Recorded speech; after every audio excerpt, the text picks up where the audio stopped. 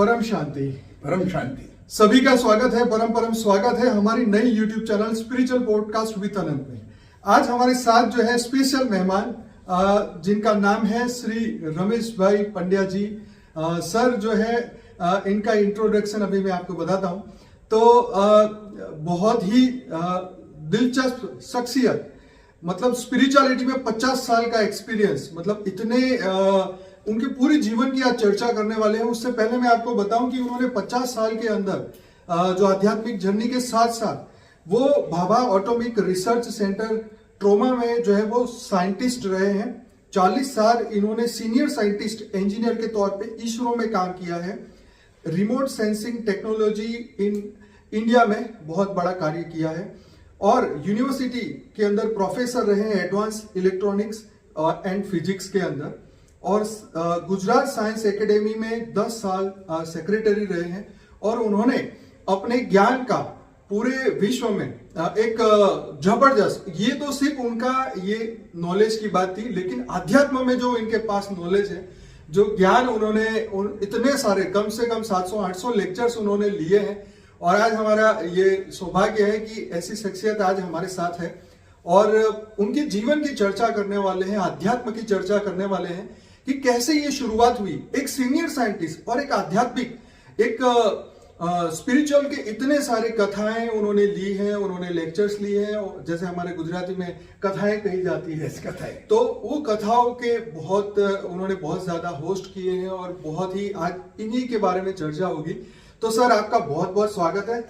Thank you so much sir, आप हमारे पास आए और आपने हमें ये सब एक अपॉर्चुनिटी हमारे पास ये मिली कि आपके जीवन को लोगों के सामने लेके आए, ताकि उनको भी पता चले कि अध्यात्म की कितनी पावर है और दुनिया में ये ज्ञान लोगों को पता चले कि एक साइंटिस्ट इतने आध्यात्मिक हो सकते हैं। ये आज हम पूरी चर्चा करेंगे।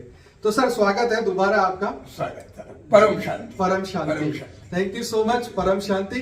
अब आपकी बारी, आप बताइए। ओम देव शांति अंतरिक्षको शांति पृथ्वी शांतिरापः शांतिरो खदयः शांति वनस्पतयः शांतिर्विश्वे देवाः शांतिर्ब्रह्म शांतिः सर्वज्ञो शांतिः शांतिरेव शांतिः सामा शांतिरेद्योम शांतिः शांतिः शांतिः।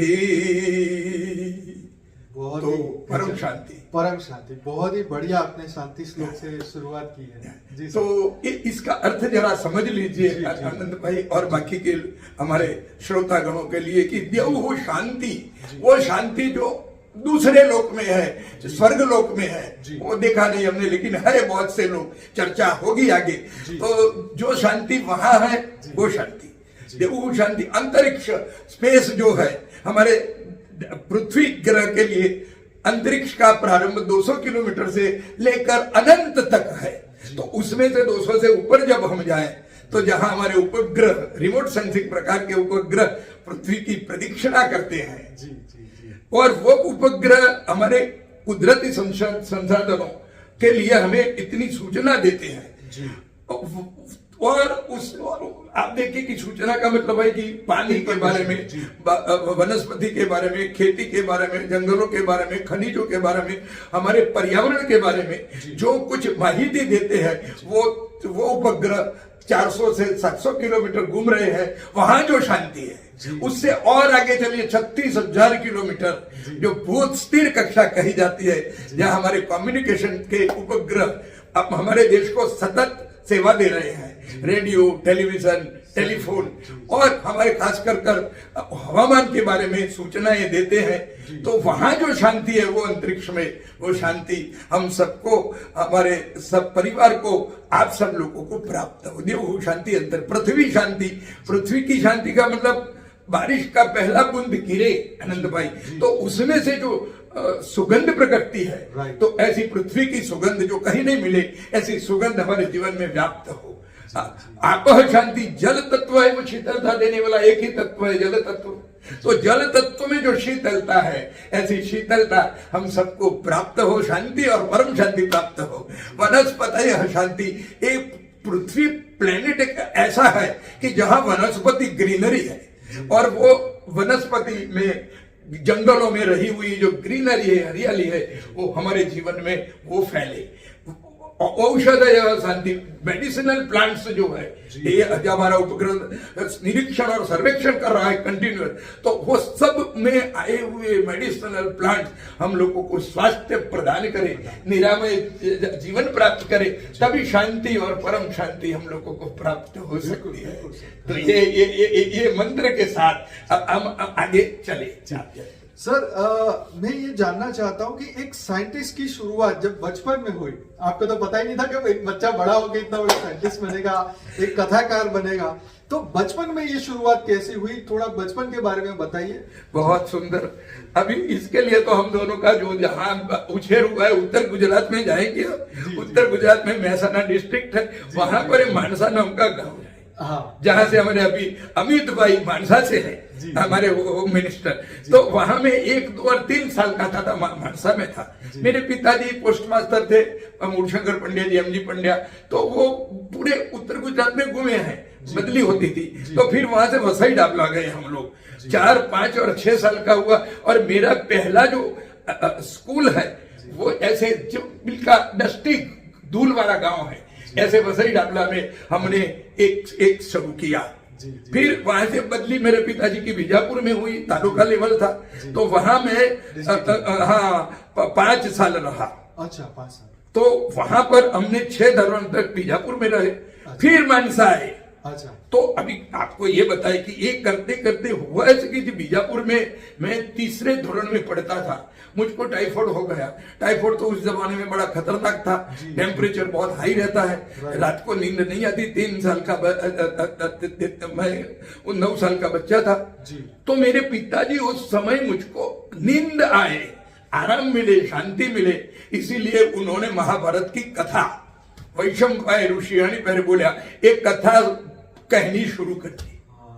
तो कथा में जो इतना इंटरेस्ट आया, तो मैं उनको सुनी, इतना महाभारत तो 1 लाख श्लोक वाला है, तो वो कब पूरा हो जाए पता नहीं। लेकिन उन्होंने इतने महीने तक, मैं रात को उनको न तो सुनने देता था, मैं नहीं सोता था, कथा करो कथा करो कथा करो। कारण उसमें यही था कि कहा है उस कथा में, ऐसा कहा कि हमारे जो पाप है, ताप है, वो सब शमन हो जाता है, परम शांति प्राप्त होती है जीवन को। वो बचपन में मुझको पता चला है। तो वो, और उस समय रामायण भी गुजराती में, महाभारत और गुजराती में रामायण की कथा हमने सुनी। बाद में मैंने पढ़ना भी शुरू कर दिया। तो ये वहां से थोड़ा कहो, बाकी का जो जीवन था बचपन का, तो गांव की रमत गमत खेलना, रामलीला देखना, कभी नाटक देखना, उससे आगे पढ़ने में कोई गंभीरता नहीं थी। कथा सुनने का और दूसरों को सुनाने का एक आनंद था। तो इसीलिए रामायण महाभारत का रिपीटेशन बहुत होता गया। फिर मानसा में आए तो अभ्यास में थोड़ी गंभीरता आई, स्कूल में पढ़े, तो वहां पर स्कूल की और खेतों में घूमना। अच्छा, हमारे वहां तो बहुत पटेल होते हैं, और पटेलों के खेतों में इतना हम लोग घूमे। तो और उस समय वहां पहली बार मूवी देखी। अच्छा, सुबह बहुत मूवी, मेरे पिताजी पोस्ट मास्टर थे, तो मुफ्त में जाना चले जाते थे। तो वो जो शौक था 1957 टू वो शौक 1971 तक फिल्म का रहा बहुत। लेकिन पढ़ने में गंभीरता आ गई, और वहां 3 साल 6, 7 और 8 स्टैंडर्ड में फर्स्ट नंबर आया हमारा RBND में। तो अभी अमित भाई कहते हैं कि वो RBND में पढ़े, राव बहादुर, लल्लू भाई, दामोदर दास। वो मेरा तो 1959 तक मानसा में थे। फिर कलोल में आए। कलोल में थोड़ा और चेंज आया कि वहां पर कसरत का थोड़ा नाद लग गया। फिल्म तो खूब देखते रहते थे, लाइब्रेरी में खूब वांचन होता था, बड़े गांव की लाइब्रेरी में। एक अभ्यास में गंभीरता गई थी। तो 10 और 11 जो SSC, तो पूरे वहां के सेंटर में मेरा नंबर फर्स्ट आया, 10 में और 11 में, दोनों में। तो थोड़ी गंभीरता आई थी, और लोगों को रामायण और महाभारत की कथाएं तो मैं सुनाता था। उसी सर, समय आपका जन्म कौन से साल में हुआ? मेरा जन्म 1946 में लूणावाड़ा पंचमहाल डिस्ट्रिक्ट गोधरा के पास है। अच्छा। चारों ओर 3 नदियां हैं। अच्छा। बहुत जंगल है, किले हैं, इतनी सुंदर जगह है उस जगह पर हमारा, लेकिन हमारा उछेर जो है वो पूरा महसाना डिस्ट्रिक्ट में। जी जी जी। मेन चीज ये सर को पूछने का कारण ये कि जो एनर्जी आज उनके पास है वो आज इस उम्र में नहीं होती, पर ये परमात्मा का कमाल है और उनकी जो एनर्जी है आज हम देख रहे हैं। सर आगे बताएं। हाँ, चलेगा। तो फिर कलोल में अच्छा मांगा तो अहमदाबाद एमजी साइंस में मफतलाल गगरदास साइंस इंस्टीट्यूट नंबर 1 इन गुजरात, जहां से फिजिकल रिसर्च लेबोरेटरी का और इसरो का जन्म हुआ है। अच्छा। वो एमजी साइंस इंस्टीट्यूट में 4 साल हमको पढ़ने का, तो और कलोल में से अप डाउन करते थे, बड़ा दिक्कत होती थी ट्रेन में आना जाना, फिर भी हम अभ्यास चालू रखते थे और जाते आते समय ट्रेन में हमारा अभ्यास हो जाता था। और दूसरा अभ्यास हमारे कलोल के गार्डन में मैं करता था। तो उसकी वजह से हुआ ऐसा कि, और उस समय एक मुझको याद करना पड़ेगा कुछ लोगों का, एक सीनियर हाईकोर्ट के वकील थे एनके बारोट स्वर्गस्थ। अच्छा। बहुत जबरदस्त व्यक्ति, उन्होंने हमको अंग्रेजी का काफी नॉलेज दे दिया। ये नॉलेज ऐसे दे दिया कि मैं बताऊंगा कि बाद में मैं भाभा एटॉमिक रिसर्च सेंटर तक भी मेरा सिलेक्शन हो गया, अणुशक्ति में भी। तो ये किया।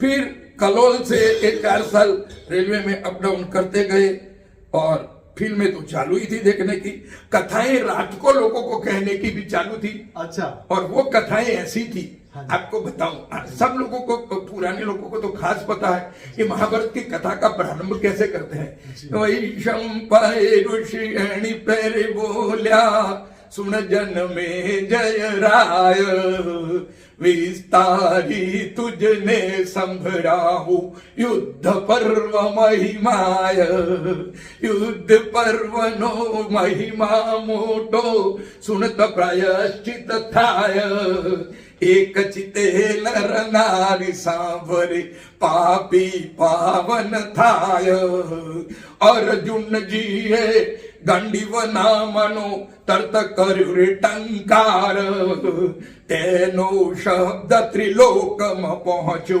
डोल्या 10 दिक्पाळ, धरणीज लागी ध्रुज वने ये खळबळ्યું रे पाताळ, અને ઘડલંકાથી હનુમાન આવ્યા અંજની કેરા રે બાળ, રણમાં પાંડવનું સૈન્ય देखी પાંડવ દળમાં બેઠા, अर्जुनजीना रथनी धजा पर पूंछ वीटाળી बैठा, कपिवर निशय शोभा केवी जाने पधार्या राम, પછી કયું ભીષ્મ પિતાને આરંભો સંગ્રામ। આ કથાઓ જેમાં તાકાત છે।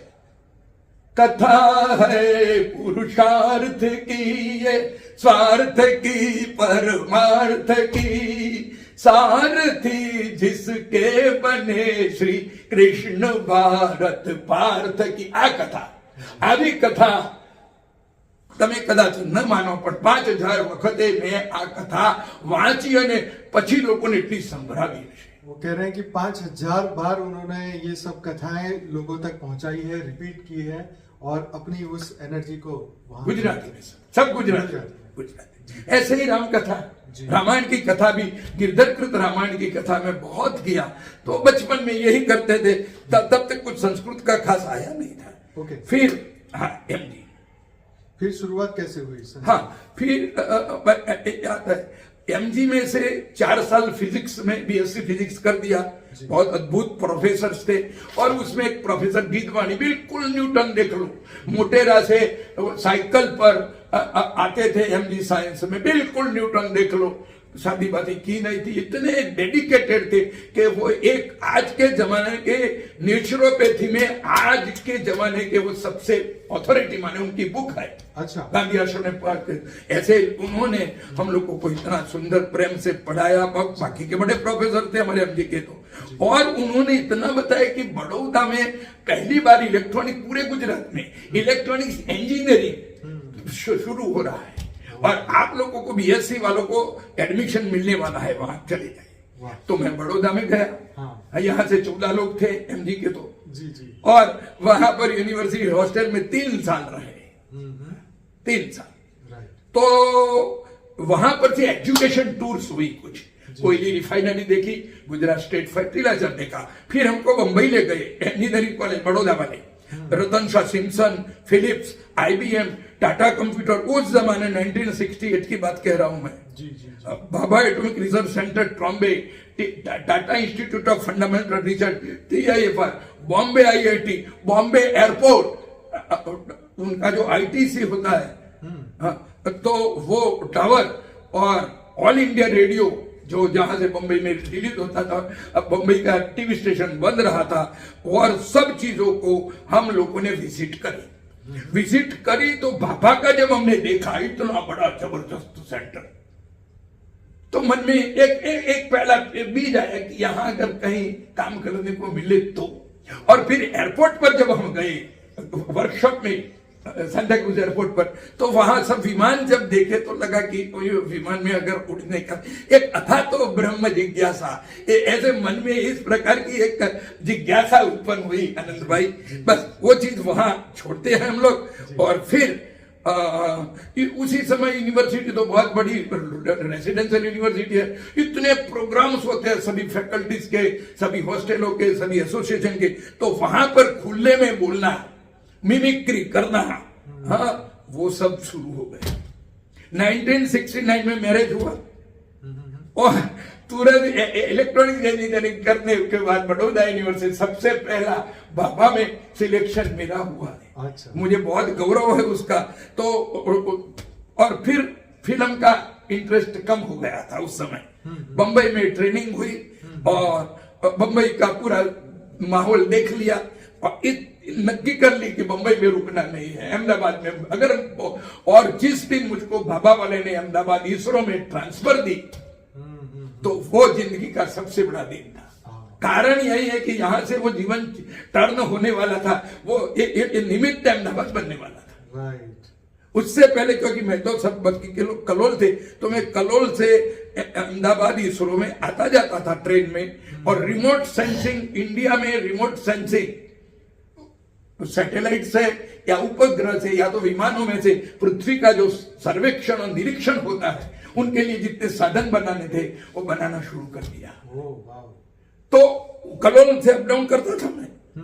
I was one of the foundation member of Indian remote sensing technology in India.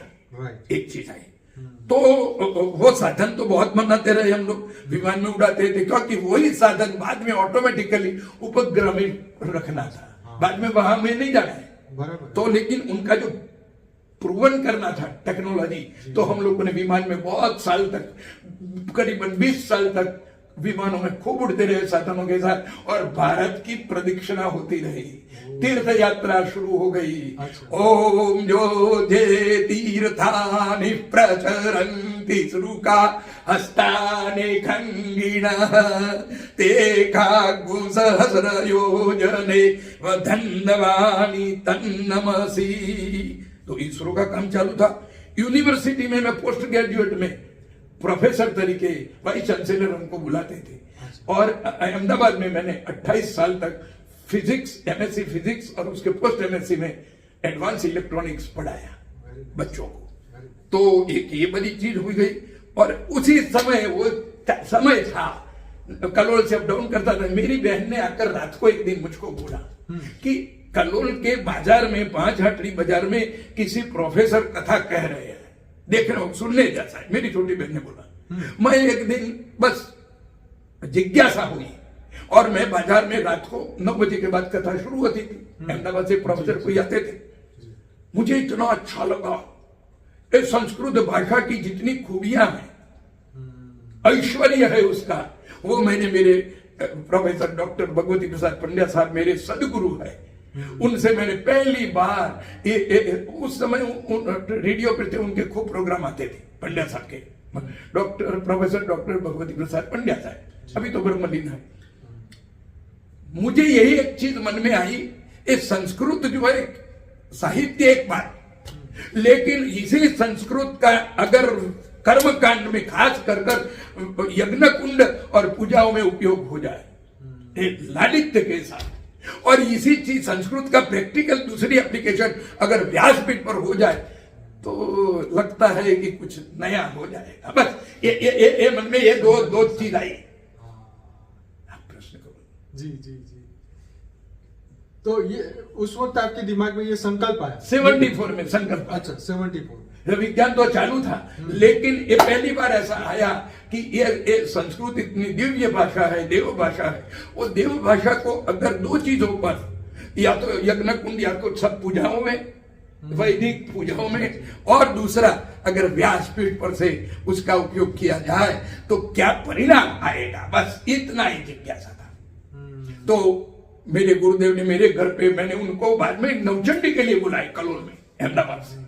4 वेद के पंडित आए, मुझे कुछ पता नहीं था नवचंडी क्या है बता, लेकिन मुझे तो वो गुरुदेव को सुनना था। अच्छा।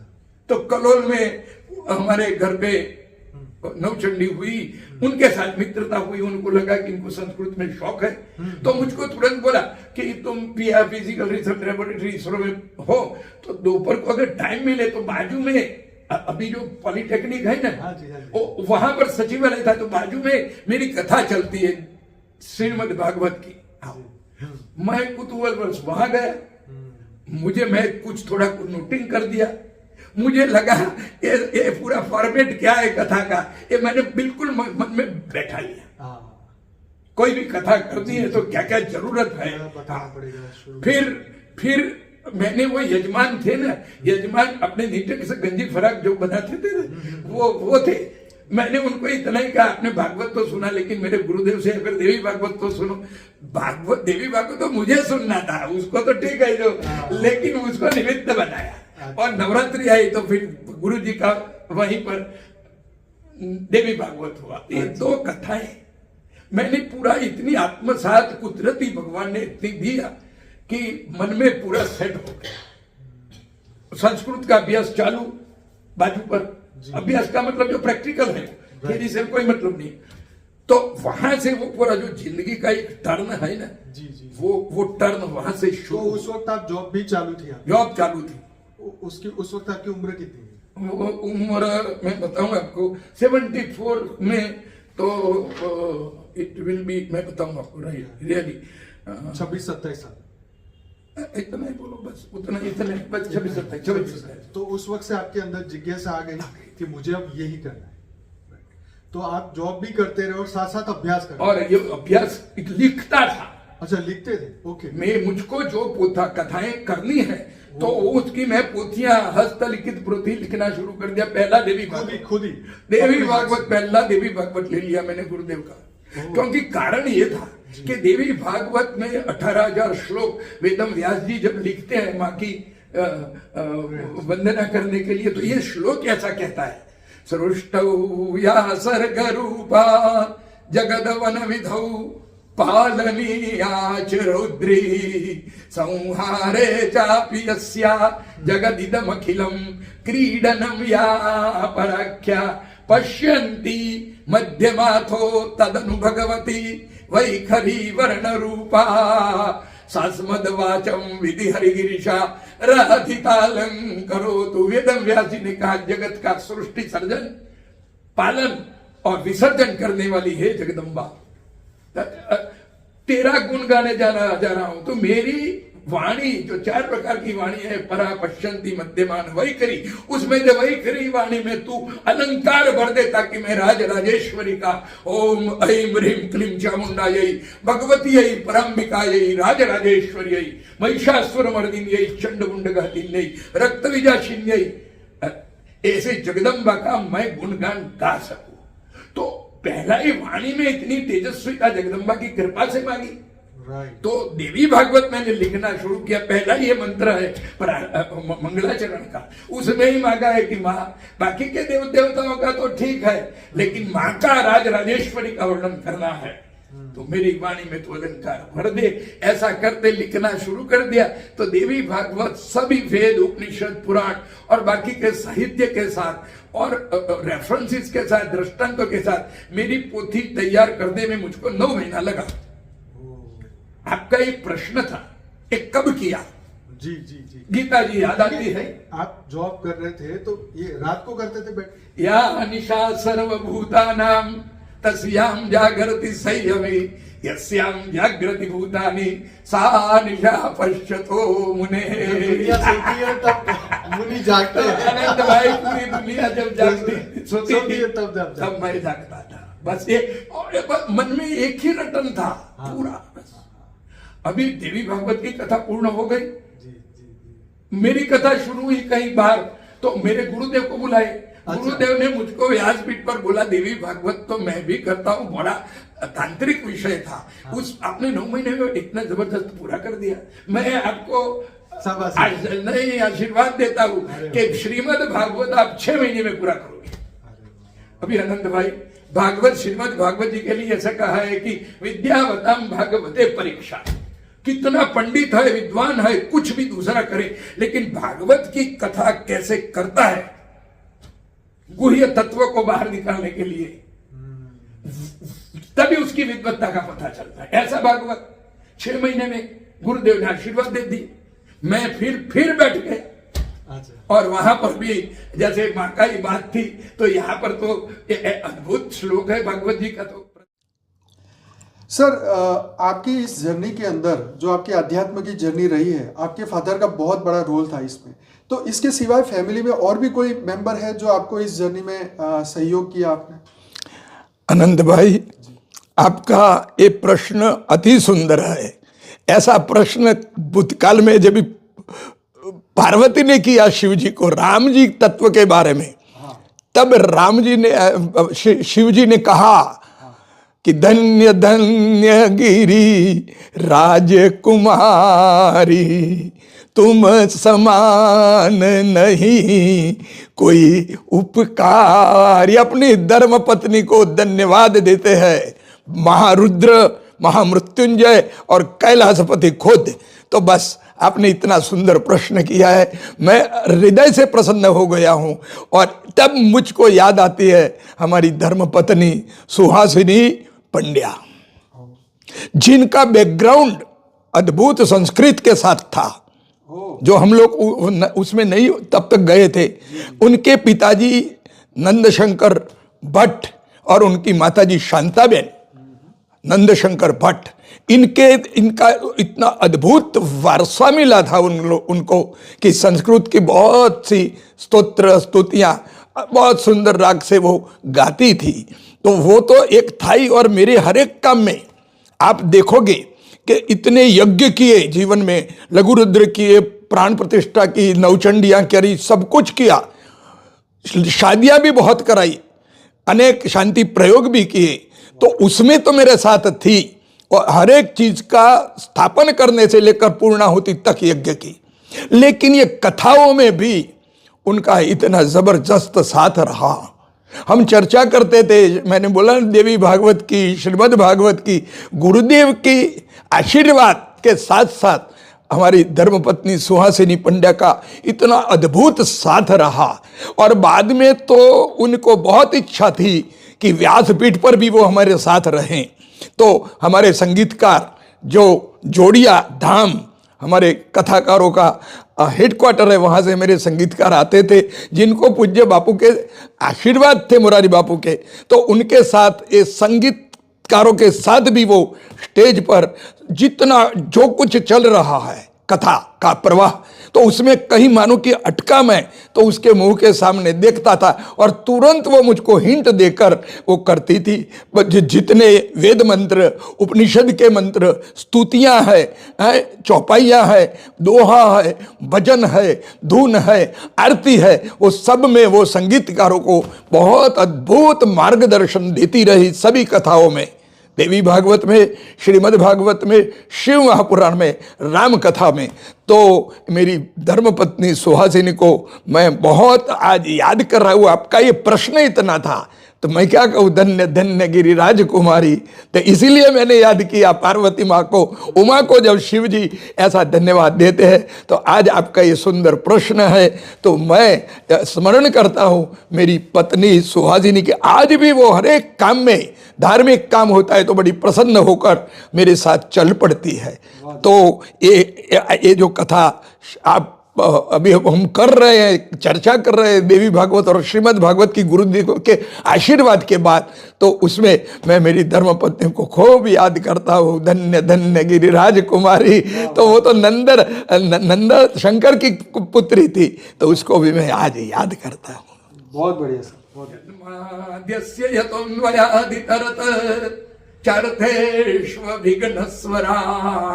तेने ब्रह्मरदाय आदि कवये मुह्यन्ति सूरयः तेजो वारिमृदां यथा विनिमयो यत्र स्त्रिसर्गो मृषा दाम्ना स्वेन सदा निरस्तकुहकं सत्यं परं धीमहि सत्यं परं। सत्य क्या है जगत का? सब लोग ऋषि मुनियों ढूंढ रहे हैं, हमारे वैज्ञानिक ढूंढ रहे हैं, हम उस पर चर्चा बाद में करेंगे दूसरे उसमें। लेकिन जगत का मूल तत्व क्या है, मूलभूत तत्व क्या है, गुह्य तत्व क्या है, परम तत्व क्या है, सुप्रीम रियलिटी क्या है, मूल कारण क्या है जगत का, अंतिम कारण क्या है, इस सब में प्रश्न ऋषि मुनि करे। आज वैज्ञानिक भी यही शोध कर रहे हैं कि जगत का मूल तत्व गॉड पार्टिकल कैसा है, कहां है। इसीलिए लार्ज हेड्रोन कोलाइडर जो जर्मनी और स्विट्जरलैंड की सरहद पर इतनी बड़ी लेबोरेटरी, जगत की बड़ी लेबोरेटरी है, 300 फुट नीचे है जमीन से, और उसका परिघ देखा जाए तो 27 किलोमीटर में पूरी लेबोरेटरी है। 27 किलोमीटर की परिधि में वहां पर प्रोटॉन को टकराया जाता है, तो प्रकाश की गति से दौड़ा कर टकराने का, उसमें से जब टूट जाए तो इतने कण निकलते हैं। और उसमें से छोटा कण कौन है? वो गॉड पार्टिकल हम तो ढूंढ रहे हैं। लेकिन बहुत बार चालू हुआ, करते करते लास्ट में पीटर हिग्स, जिनको नोबेल प्राइज बाद में दिया गया, तो हिग्स बोसोन मिले, छोटा क्वार्क का छोटा कण अभी लेकिन गॉड पार्टिकल नहीं मिला। ये तो कहते हैं ना कि यतो वाचो निवर्तन्ते अप्राप्य मनसा है, वो तत्व है। नेति ये भी नहीं, ऋषि मुनियों ने कह दिया। हमारी वाणी यतो वाचो निवर्तन्ते, वाणी निवृत्ति हो गई और मन में टकरा कहेगा, चिंतन में भी जो नहीं आएगा वो तत्व है। वो तो भागवत जी ये करते हैं कि कौन सा तत्व है उसको, वो सत्य है, सत्य तत्व सत्य है, वही है, ब्रह्म है, वही सत्य है। चर्चा वही होती है। तो जन्माद्यस्य भागवत जी कहते हैं जी जगत में से बिग बैंग से पहले भी हाजिर था, वो तत्व था। बिग बैंग में समय भी था। आज जब जगत पूरा इनफाइनाइट हो रहा है, अब यूनिवर्स फैल रहा है, तभी भी है वो तत्व। और जब बिग क्रंच होगा, इस जगत का जब पूरा का पूरा महाप्रलय हो जाएगा, उस समय वो तत्व में सब मिल जाएगा। उस समय भी जो कुछ हाजिर होगा वही परम तत्व है, उसको हम कहते हैं सत्य तत्व। वेदम व्यासी है, उसकी वंदना करिए भागवत जी में। पूरा विज्ञान तो बाद में कहते हैं कि तो मैंने तो इसको सत्य बोला है, जगत का परम तत्व है वो। सत्यं ज्ञानम अनंतम ब्रह्म, तैतरीय उपनिषद ने बोला ब्रह्म क्या है? सत्य है, वो ब्रह्म है, सनातन जो है हमेशा। That reality which cannot be denied in the past, present और फ्यूचर, तीन काल में जिसका तुम निषिद्ध न कर सको, वो तत्व को सत्य तत्व कहा है। तो सत्य है वो ब्रह्म, ज्ञान है वो ब्रह्म है। अनंतम जो इन्फिनिटी है, अनंत है। हरि अनंत हरि कथा अनंता, तो भागवत कहते हैं वो ब्रह्म तत्व है। लेकिन मैंने तो सत्य बोला, वेद में ऐसी बोलते, आपको जो कहना है कहो। ब्रह्मे थी, परमात्मे थी, ईश्वर थी, भगवान थी, शब्द थे। आप उसको सत्य तत्व को कुछ भी कहो, ब्रह्म कहो, परमात्मा कहो, भगवान कहो, वही तत्व, लेकिन है वो सत्य। तो भागवत जी का प्रारंभ ही ऐसा अद्भुत होता है। और पूर्णाहुति जब होती है तो परीक्षित को कहते हैं सुखदेव जी कि 7 दिन जिसके सानिध्य में शरण में तू बैठा, तक्षक नाग के डर से देख तेरे हृदय में प्रकट हो गया है। ऐसे नजर करी उसने अपने हृदय में, देखा क्या था तत्व, तद शुद्धम विमलम विशोक अमृतम सत्यम परम धीमहि। तद शुद्ध था, तद शुद्धम विमलम, कोई मल नहीं था, निर्मल था तत्व। देख रहा है जो प्रकट हुआ है वो, तद शुद्धम विमलम विशोकम, जिसमें कोई शोक नहीं है, परम शांति है, जहां पर परम शांति, ऐसा तत्व है वो, सत्य तत्व है, वेद व्यास ने बोला। तो इसके साथ फिर लिखना शुरू हुआ और गुरुदेव की आदेश, उनके आशीर्वाद से 6 महीने में भागवत पूर्ण हो गया। विद्यावतम भागवते परीक्षा। पंडित कैसा भी हो, विद्वान कितना हो, लेकिन भागवत की कथा कैसा करता है, कैसे गुह्य तत्वों के साथ करता है, तो उसको ही भागवत शास्त्र बोलता है, वो विद्वान है। जी। तो ऐसी कथा गुरुदेव की कृपा से पूरी हो गई। फिर गुरुदेव एक बार मेरी और भागवत कथा सुनी, बड़े खुश हो गए। बोलता है वो 2 कथा तो मैं भी करता हूं, बड़े पंडित थे, बड़ा जबरदस्त। अब आप शिव पुराण करो। अरे मैंने कहा शिव पुराण गुरुदेव आप कहते हो, लेकिन शिव पुराण का तो वो शिव पुराण का 24,000 श्लोक है, लिंग पुराण है, कुमार संभव है कालिदास का, रुद्री के इतने मंत्र है, और शिव परक तो उपनिषदों में और वेदांत में कितने स्तोत्र है, वो सबको मिलाकर, और खास कर तुलसी जी ने रामायण में जो शिव चरित्र का गान किया, अद्भुत गान, वो सबको मिलाकर मुझको शिव कथा लिखना शुरू किया। वैसे ही रात को बैठ जाता था और लिखना जब शुरू कर दिया, पहला मंत्र लिखा, ओम जज्जाग्रेतो दूरमुदैति देवन् तदु सुप्तस्य तथैवेति दूरंगमं ज्योतिखं ज्योतिरेकं तन्नमे मनः शिव संकल्पमस्तु। અને શિવરાત્રી નો दिन था और पहला ही मंत्र लिखा और फिर पंकज डब्बा हो गया, क्योंकि मेरी इच्छा ऐसी थी। श्रीमद् भागवत और देवी भागवत तो बहुत लोग करते हैं, उसका प्रारंभ भी करते हैं, लेकिन शिव पुराण का प्रारंभ ऐसे नहीं करूंगा। हमारे इष्ट देव है, ओम त्र्यंबकं यजामहे सुगंधिं पुष्टिवर्धनम् उर्वारुकमिव बन्धनात् मृत्योर्मुक्षी। तो उनका प्रारंभ इतना जबरदस्त होना चाहिए, मन में ऐसी एक भावना थी, इसीलिए शिव पुराण के आगे लिखना बंद हो गया। दूसरी शिवरात्रि आई, 1 साल बीत गया,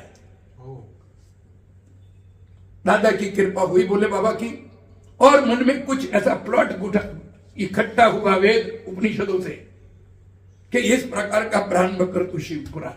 और लिखना जब शुरू किया तो अनंत भाई देवी भागवत 9 महीने में, भागवत 6 महीने में, पूरी पोथी मेरी हस्तलिखित प्रत लिख दी थी, वेद मंत्रों श्लोकों के साथ और बाकी के विवरण के साथ। शिव पुराण लिखते मुझको 5 साल हो गए। बोलो नमः पार्वती पतये हर हर महादेव। इतने में 16 भागवत विद्यापीठ में मैं बड़े यज्ञ भी करता हूँ, नवचंडी लघु रुद्र, तो एक जगह पर से शतचंडी पूरी कर नवरात्रि में मैं घर आया। किसी ने मुझको बोला फोन पर कि रमेश भाई तू इधर सो रहा है। 16 भागवत पीठ में गुजरात के 500 कथाकार इकट्ठे हुए हैं और पूज्य मोरारी बापू भी आए हैं। बापू को तो मैंने दूर दूर 1-2-3 माइल से जैसे उनकी कथा में जाते थे, उनका दर्शन करते थे, बड़े बहुत प्रसन्न थे। मुझे लगा कि मैं अगर पहुंच जाऊं 16 में एक कथाकारों के सम्मेलन में तो कुछ और चमत्कार जीवन में, और जो कुछ चमत्कार होते हैं ऐसे चमत्कार हो जाएगा, मन में ऐसी भावना थी। अच्छा, मैं पहुंच गया वहां पर और कथाकारों को वो लोग बोलते थे स्टेज पर आकर जिनका नंबर है, तो मैंने मेरा सब्जेक्ट लिख दिया था ऐसा कि शक्ति तत्व का वेदों, उपनिषदों, पुराणों में से और विज्ञान में एटॉमिक एनर्जी से और अंतरिक्ष में से मैं जगदम्बा का दर्शन कराऊंगा। क्या बात। तो 4 वेद में जगदम्बा कैसी है, उपनिषदों में कैसी है, बाकी के पुराणों में जगदम्बा का कैसा स्वरूप है, और विज्ञान में खास कर एडवांस साइंसेस में वो जो लेक्चर मैंने दे दिया, और परम पूज्य परम आदरणीय विश्व वंद्य मोरारी बापू बहुत प्रसन्न हो गए। पहला मेरी धर्मपत्नी, हम लोग 2 किलोमीटर दूर से उनके दर्शन करते थे कथाओं में। जी जी जी।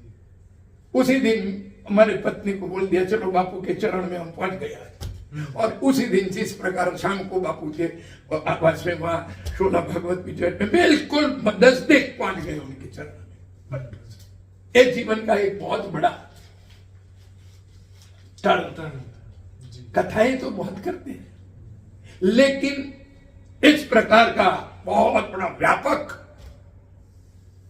तो पूज्य बापू के आशीर्वाद आए। तो आपने जो बोला ना, तो ये और बाद में तो हम लोग कथाकारों के सम्मेलन में बहुत मिलते रहे। पूज्य बापू इतने प्रेम, करुणा, सत्य प्रेम करुणा हमारे पर बरसाते रहे आज दिन तक। जो जाहि दीन पर देह, जो ऐसे हमारे जैसे उन पर प्रेम नेह करते हैं, प्रेम करते हैं, ऐसे तत्व के साथ साथ हमारी जो, और बाद में तो गीता जी पर, राम कथा पर, और हमारे देश में कथा तो करी, लेकिन पहली बार मैं कनाडा गया तो मंदिर में पहुंचा, रात को कुछ श्लोक मंत्र बोलते थे लोगों के। मैंने बोला तो लोगों ने पूछा आपको ये सब कुछ आता है? मैंने कहा आता है, मुझको देवी भागवत आती है, श्रीमद् भागवत, शिव पुराण, राम कथा भी आती है, संगीत में। कौन सी? श्री राम जय राम, जय जय राम, श्री राम जय राम, जय जय राम, मंगल भवन अमंगल हारी, द्रवभूत सुदशरथ अजीर बिहारी। तो वो लोगों ने बोला चातुर्मास शुरू हो रहा है कल से, आपकी कनाडा में पहले ही दिन आते ही आपकी कल से राम कथा कनाडा टोरंटो में राधा कृष्ण मंदिर में शुरू हो। आंख में अश्रु पड़ने लगे, भगवान तेरी क्या कृपा है, कोई पहचानता नहीं है। कौन सी साल? ये कौन सी साल? 2008। अच्छा, तो पूरे टोरंटो के मंदिरों में पोस्टर लगे हमारे। अच्छा, है मेरे पास। बाद में इतने खुश हो गए राम कथा से, बोलता है कि भागवत तो इतने में वो श्रावण मास आया तो बोलता है शिव पुराण करें, शिव पुराण हुई। बाद में कहते हैं तो ये रिटायर होने के बाद जॉब से? हाँ, रिटायर 2006 में मैं रिटायर हो गया। अच्छा, उसके बाद नहीं? बाद में तो टाइम ही टाइम था। राइट। और वैसे ही कथा वो करता रहता था, यज्ञ पूजा सब कुछ। अभी तक आपने कितने मतलब प्रोग्राम किए होंगे? किससे? ये आपने कितने प्रोग्राम किए होंगे? तो अभी तक तो 275 कथाएं हुई है, चारों देवी भागवत, श्रीमद् भागवत, शिव पुराण, राम कथा, और गीता के तो पारायण बापू बैठते हैं सामने। अच्छा अच्छा। और हम कथाएं करते, देश विदेश में हर जगह। तो ये सभी भगवान की कृपा से, तभी जब है ना कि ईश्वर की जब कृपा दे, कहते हैं ना कि बताया है कि व्यास माँ की कृपा जब होती है सबसे पहले तो जी, तभी सब कुछ हो जाता है। तो ये देवी भागवत, और हमारे उत्तर गुजरात के तो अम्बा माँ है। ओम अम्बे अंबिके अम्बालिके नमः कश्चन ससत्यश्वकः सुभद्रिका काम्पीलवासिनि ओम ऐं ह्रीं क्लीं चामुण्डायै भगवत्यै परम्बिकायै राजराजेश्वर्यै महिषासुरमर्दिन्यै चण्डमुण्डघातिन्यै रक्तबीज विजयसिन्नै मणिद्वीप निवासिन्नै महाकाली महालक्ष्मी महासरस्वती स्वरूपिणी त्रिगुणात्मिकायै नमो नमः। तो ये यात्रा ऐसी शुरू हुई है, अभी भी चल रही है, अभी तो और वेग से दौड़ रही है एट द एज ऑफ 77। बहुत ही बढ़िया। इतनी एनर्जी परमात्मा आपको दे कि आप और आध्यात्म का ज्ञान दुनिया तक पहुंचे, और ऐसे ऐसे लोगों तक आप पहुंचे जो इसकी खोज में है। राइट। ये वीडियो बनाने का मकसद ये है कि उन्होंने के पास जो ये नॉलेज है, एक साइंस का और एक आध्यात्म का, आज सबसे बड़ा प्रॉब्लम ये है कि जो साइंस को फॉलो करते हैं वो नास्तिक बनते जा रहे हैं। उनको ये बताने के लिए इनको हम यहाँ पे बुलाए हैं, उनको ये बताने के लिए कि साइंस जो है अल्टीमेटली स्पिरिचुअलिटी की ओर ही मुड़ने वाला है। अगर आप गहरे साइंस में जाएंगे, अणु को तोड़ेंगे, परमाणु को तोड़ेंगे, तोड़ते तोड़ते जहां पर पहुंचेंगे तो वहां भगवान ही मिलने वाले हैं। वही गॉड पार्टिकल की खोज कर रहे हैं। और ये सत्य है कि ऐसे सीनियर जो साइंटिस्ट है, ऐसी दिव्य आत्माएं जब ये बात को प्रमोट करती है, जब आध्यात्म को वो प्रमोट करते हैं, तब इसकी वैल्यू बढ़ जाती है। देखो, एक पढ़े लिखे लोग एज ए प्रोफेशनल साइंटिस्ट आप इसमें आए और आपने ये आध्यात्म का ज्ञान कितने लोगों तक पहुंचाया, ये बहुत बड़ा बात है। और आज के यंगस्टर्स को ये जानना बिल्कुल जरूरी है कि आपके जैसे महान प्रोफेसर जो इतना कुछ पढ़ा चुके हैं बच्चों को, कि आध्यात्म के ऊपर इतनी क्यों जीवन, अगर वो अमेरिका चले जाते तो करोड़ों डॉलर और कमाते क्योंकि उनके पास इतना नॉलेज था, लेकिन उन्होंने अध्यात्म को क्यों चुना, राइट? वो क्यों इस तरीके से आज जहां पर भी कथाएं बनती है, जहां पर भी ये आध्यात्म के लेक्चर्स होते हैं, वहां का वायुमंडल बदल जाता है, वहां की आत्माओं की जागृति होती है, दिव्य आत्माएं बनती है। क्योंकि जीव तो बन ही चुका है, लेकिन जीव से शिव की यात्रा कैसे होगी जब तक ये सुनेंगे नहीं, समझेंगे नहीं, अपने आप को जानेंगे नहीं, तब तक तो ये सब कुछ असंभव है। चमत्कार ऐसे नहीं होता, उसके लिए कुछ तो करना ही पड़ता है। तो ऐसी दिव्य आत्माएं हमारे साथ और भी शेयर करने वाले। तो सर ये बताइए कि स्पिरिचुअलिटी में आपको ऐसा कौन सा टॉपिक पसंद है जो दुनिया सुनना समझना चाहती है? बहुत आनंद भाई, आपने तो मुझे लगता है वो बेहद की बात कर दी है। बेहद क्या है, आनंद क्या है? तो सत्यानंत अनंत बोधममलम ब्रह्मादि संज्ञास्पदम नित्यम सत्व समन्वयादधिगतम पूर्णम शिवम धीमहि पूर्णम शिवम, पूर्ण तत्व तो शिव है, शक्ति है जिसमें से जगत उत्पन्न हुआ है। वो ऐसी जो चर्चाएं हैं, हमारे नेक्स्ट में हम वो चर्चा करने जा रहे हैं। हम आपको ऐसी एक यात्रा पर ले चलेंगे यहाँ से। जी। वो यात्रा है कि विज्ञान, हमारा आधुनिक विज्ञान, modern science and other spiritual science, both have started one journey. को जर्नी है, सह यात्रा है विज्ञान की और अध्यात्म की। वो सह यात्रा कहां से शुरू होगी, किसकी खोज में होगी, कहां तक जाएगी, उसकी जो चर्चा है, it will be in the next.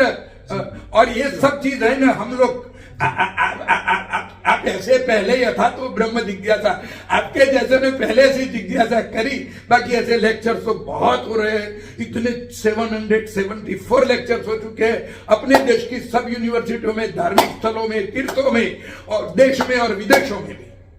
और अध्यात्म और विज्ञान की विषय पर 125 के करीब स्लाइड से चलती है, colourful PPT, power point projection, इतने सुंदर चीज होती है। वो सब हम आप लोगों को ये सब का दर्शन कराएंगे और इसमें भी आप दर्शन का काफी करते रहेंगे। लेकिन एक चीज है, अध्यात्म के लेक्चर और हमारी कथाएं, वो अभी तक तो स्कूल लेवल से लेकर, स्कूल के विज्ञानों के प्रोग्रामों से लेकर स्टेट लेवल तक, नेशनल लेवल तक इतने सेमिनार्स वगैरह हो रहे हैं बच्चों के लिए। हर एक जगह पर हमारा लेक्चर होता है, अभी तक इतने लेक्चर्स कर आए हैं हर जगह पर। तो बच्चों में थोड़ी थोड़ी कुछ हम डालते हैं इस प्रकार का। लेकिन इसके लिए 3 चीज की जरूरत है जी। एक तो आपकी जिज्ञासा होनी चाहिए, जैसे आनंद भाई आपने जिज्ञासा कर जानने की इच्छा हो, एक हो क्यूरियोसिटी, अर्थात तो ब्रह्म जिज्ञासा। क्यूरियोसिटी वो बाद में सुनो और थोड़ा कुछ उसका मनन करो। दूसरा, फिर आप खुद का अध्ययन करो। उपनिषद ने 2 जबरदस्त आदेश दिए हैं, स्वाध्यायान मा प्रमदः, स्वाध्याय प्रवचनाभ्याम न प्रमदितव्यम्। अपना जो अध्ययन, खुद का जो अध्ययन है हर रोज का, उसमें कभी आलस नहीं करनी है। स्वाध्यायान मा प्रमदः, बहुत बढ़िया बात है। तो ये बच्चों के लिए ये पहली चीज है, आपका जो विषय है उसका अध्ययन जबरदस्त हो। और दूसरा, स्वाध्याय प्रवचनाभ्याम न प्रमदितव्यम्। अब अपना अध्ययन और दूसरों, हमारे से सीनियर है, हमारे से ज्यादा बड़े हैं, जो जानते हैं, उनके पास से प्रवचन के द्वारा प्राप्त कराने में भी न प्रमदितव्यम्, आलस नहीं रखने की। राइट। और अलग अलग विषयों पर। अभी तो मल्टीमीडिया इतना हो गया, आप तो बहुत काम करते हैं इसमें, तो ऐसे मल्टीमीडिया, इंटरनेट, उसका उपयोग कैसे किया जाए। तो मैं आप लोगों को सबको, हमारे बाद में बहुत चर्चा होने वाली है, लेक्चर्स होने वाले हैं आनंद भाई के साथ, तो उसमें आप देखोगे कि अभी तो लेटेस्ट आज के साल की मैं बात कर दूं कल, थोड़ा आपको हिंट देकर कि इस साल के फिजिक्स में नोबेल प्राइज 3 वैज्ञानिकों को मिला 2023 में, 2022 का। अच्छा 22 में, हाँ। और विषय कौन सा था? फिजिक्स में क्वांटम फिजिक्स था, quantum mechanics. Right. Quantum mechanics वो है कि जो अणु परमाणु के नीचे जो पार्टिकल है उसमें किस प्रकार की बिहेवियर है वो बताती है। और उसमें एक आता है कि क्वांटम एंटेंगल। क्वांटम एंटेंगल का मतलब थोड़ा बता दूं कि एक साथ जन्मे हुए 2 ट्विन होते हैं, कण हो या मनुष्य, जी, वो कहीं जैसे मेले में छूटे पड़ जाते हैं, ऐसे अलग हो गए। अलग होकर कितने भी दूर चले गए, विज्ञान तो बोलता है कितना दूर की बात छोड़ दो, यहां एक है और दूसरा जो कण है वो अनेक प्रकाश वर्ष दूर, हमारे तारा विश्व जो है, गैलेक्सीज है, गैलेक्सीज के उस पार है, चर्चा चल रही है अबजों का अबजों प्रकाश वर्ष दूर। यहां कुछ एक ट्विन को कुछ किया तो उसी समय दूसरे को पता चल जाता है। उसका प्रैक्टिकल इस साल हुआ। अच्छा, हाँ, तो इसीलिए तीनों वैज्ञानिकों को, तो आप ये देख सकते हैं कि जगत पूरा का एक दूसरे से जुड़ा हुआ है। राइट। एग्जाम्पल खाली दूं, एक स्पाइडर है, स्पाइडर ने बड़ी जाल गूंथी हुई है, स्पाइडर एक किनारे पे है, यहाँ छोटा सा तुम टकोरा करो तो उसको तुरंत पता चल जाता है, क्योंकि वो एक ही जाल में है, उसी की माया है, एक जाल में। अनंत भाई की इच्छा है कि मल्टीवर्स की भी कदाच हम लोग चलते चलते एंड में दादाजी जो बता रहे हैं वो परम शांति, तो परम शांति तो कैसे मिलेगी, पायो परम विशाल। तुलसी जी को एक प्रश्न किया जब परम शांति की हम आज विराम दे रहे हैं, तो तुलसी को कहा कि 250 पर रामायण लिखी गई है, पूरे शब्द आपने हिंदी में क्यों डाला, फायदा क्या हुआ? तुलसी जी ने कहा क्या फायदा हुआ कि भगवान की कृपा तो समंदर जितनी है, उसमें से मुझको कुछ थोड़े से बूंद मिले हैं। ओम केशवाय नमः स्वाहा, ओम नारायणाय नमः स्वाहा, ओम माधवाय, इतना मिला, इसमें क्या हुआ? वो तो बहुत अनंत है परमात्मा तो। जी जी जी। तो कहते कि जाकी कृपा लवलेशते मति मंद तुलसीदास हूँ, पायो परम विश्राम, राम समान प्रभु नहीं कहूँ, पायो परम विश्राम। भगवान की कथा कहने, लिखने, सुनने से मुझको परम विश्राम, परम शांति, परम शांति, परम शांति प्राप्त हुई है। तो ये जो हमारे सर ये बता रहे हैं, इतना इसका गहरा मीनिंग है। अगर आप इसको शांति से बैठ के, क्योंकि ये लेक्चर आप 2-3 बार सुनेंगे तो आपको इसका अनुभूति होगी, राइट? और ये अनुभूति आपको आगे लेके जाएगी। जैसे उन्होंने इनकी स्टडी की है और स्टडी करते करते उनकी जो कॉन्फिडेंस बढ़ा, आत्मा का पावर बढ़ा, आत्मा जागृति हुई, और उसके बाद उन्होंने इसको दुनिया तक पहुंचाने का जो संकल्प किया, ये वाकई में तारीफ है। और ऐसी महान आत्माएं इस धरती पर रह के इतनी दिव्य ज्ञान को फैलाती रहे, सनातन धर्म को आगे फैलाएं, और सब जो अभी नास्तिक बन रहे हैं उन सबको धीरे धीरे धीरे धीरे धर्म के रास्ते पे ले आए। और दुनिया तभी मंगलमय अच्छी बन सकती है तब जब कि हम सब मिलके इसके लिए प्रयास करें तब। तो सर आपका ये जर्नी हमने, क्योंकि समय की कमी के कारण जितना भी आपने हमें बताया, हम बहुत दिल से आभारी है। आपने अपना कीमती समय दिया और ये दुनिया को बताने की जो जबरदस्त आपका जीवन, हर व्यक्ति को जो साइंस से रिलेटेड है उनको देखना चाहिए, उनको सुनना चाहिए। जो मुमुक्षु है, जिसको मोक्ष चाहिए, राइट, जिसको अध्यात्म में एंट्री करनी है, उनको ये वीडियो जरूर से देखना चाहिए। तो जरूर से इस वीडियो को लाइक करिएगा, शेयर करिएगा, कमेंट करिएगा कि ये वीडियो आपको कैसे लगा। और सर के साथ हमारे अभी बहुत सारे ऐसे लेक्चर्स होने वाले हैं जिसके अंदर हम हर सब्जेक्ट में उनसे साइंस की राय जानेंगे और आध्यात्म क्या कहता है उनकी राय जानेंगे। वो उन दिव्य आत्माओं के बारे में भी हम चर्चा करेंगे जो इतना कुछ लिख के धरती लोक छोड़ के ऊपर के लोक में आज भी है। तो बहुत सारी गहरी चर्चाएं होने वाली है सर के साथ, तो बने रहिएगा हमारे YouTube चैनल पे। और हमारी, जैसे आप जानते हैं, हमारी जो मेन चैनल है बापूजी दशरथ भाई पटेल, जरूर से वहां पर भी जाइएगा। हर जगह पे आपको ये वीडियोस मिलने वाले हैं। तो सर और कुछ विशेष मैसेज संदेश कुछ देना चाहेंगे? विशेष में तो ऐसा है जी कि ये धन्यास्ते कृतिनः पिबन्ति सततम राम नामामृतम, ये भगवान का ब्रह्म का रस, हरि का रस, और कहे कि परम तत्व का रस, परम शांति के लिए जो बह रहा है, बस आप उसका पान करते रहो रसिका भूमि भावुका हे भावुका हे रसिक जन। और जिनको जिज्ञासा है, जैसे अनंत भाई ने बोला, और मुमुक्षा है, जिज्ञासा है ज्ञान की, जिसको प्यास है उसको जिज्ञासा बोलते हैं, मोक्ष की जिसको पास है मुमुक्षा बोलते हैं। तो हम लोग उन लोगों को निमंत्रित करते हैं, दादाजी की ये जो चैनल है आप जरूर सुने, लगेगा। और आपके जो भाव है वो भी भाव उस पर व्यक्त करेंगे तो हमको बड़ा प्रसन्नता होगी। कथाएं तो बहुत करी, लेकिन अनंत भाई की खास इच्छा हुई और भगवान ने भी कुछ कृपा की कि हम आप लोगों तक पहुंचे।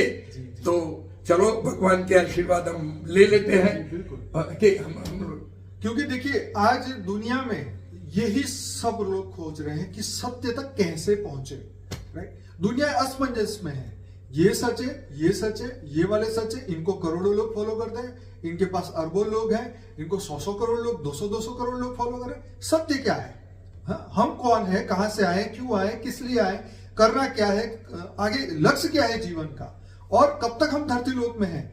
अगर ये पृथ्वी का परिवर्तन होता है, ये पूरा ब्रह्मांड का परिवर्तन होता है, तो फिर हमारी आत्माओं का क्या होगा, कैसे हम इस मृत्यु लोक से अमर लोक में जाएंगे, किस तरीके से हम खुद ही जो जीव बने हुए हैं हम अपना शिवत्व कैसे प्राप्त करेंगे, ये सभी चर्चाएं हम सर से डिटेल में करने वाले हैं। तो बने रहिएगा हमारे YouTube चैनल पे। बहुत बहुत धन्यवाद sir, thank you so much. परम शांति, परम शांति। बहुत बहुत धन्यवाद सभी का वीडियो को देखने के लिए। परम शांति। बेहद की परम शांति सोचो, बोलो परम शांति। Join us daily for live meditation, 10 p.m. to 11 p.m. on YouTube Live. Subscribe now. Website www.paramshanti.org. Email us anant@paramshanti.org. Like, share, subscribe. Join today. बेहद की परम